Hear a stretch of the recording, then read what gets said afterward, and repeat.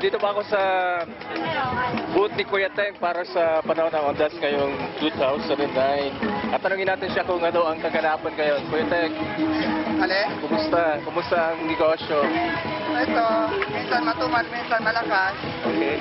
May araw na malakas, may araw na matumal. Magkano naman yung mga kandila mo? Depende, ganitong klase makukuha pa ng 280. Okay. Ito, 100. Tapos? Itong baso, ano ba gusto mo dyan? Ganito, 100 yan. Ano ngayon? Dati makukuha mo. Dati ibang daan may makukuha mo 120. Okay.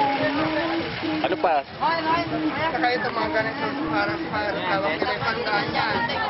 Ang kalabihan niya ito, 75. Ganun.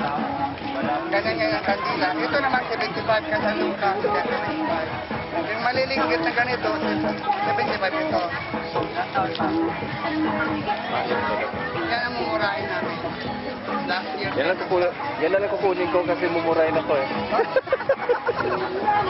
Huwag kayo magtipid. Ang alam sa inyo mga minamahal. Siyempre, Na yung mauna. nasa lanta tayo ni Ondoy, di ba? Oo, para sa matipid na tao, kanyang halagang 5 pesos, meron na kayong kabila para sa undang ninyo. Sa panahon po ng Ondas, ito talaga ang pinakamabili dahil sa pagbisita natin sa mga yumao nating kamag-anak o mga minamahal sa buhay, ay ito ang ating niregalo sa kanila kasama yung mga kandila dahil siyang simbolo ng Ondas. Hello. Magkano naman ang mga bulaklak ngayon? Ano po? Ang mga ganito. 35. Ayan. Yung may-ari, si ate. Ayan, si ate. Ano yan, kuya? YouTube. YouTube. Ayan. Ayan.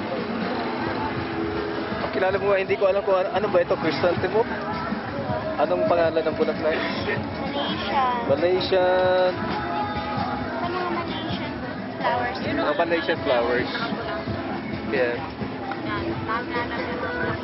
Talaga. Ito tayo kay ate. Salamat Ate, magkano naman mga bulaklak ngayon para sa panahon ng Ondas? Depende sa bulaklak. O yung ganyan, ano yan? Anthurium? Okay, magkano yan? 200. 200? Wala naman tawad? Meron O ito pa. naman ganito? Orchids. 550. Okay. O yung mga ganyan, anong mga tawag yan? Malaysia. Malaysian flowers? Magkano naman? 300. Okay. Uwi ba kayo sa probinsya o dito lang kayo? Dito lang. Ah, okay. Thank you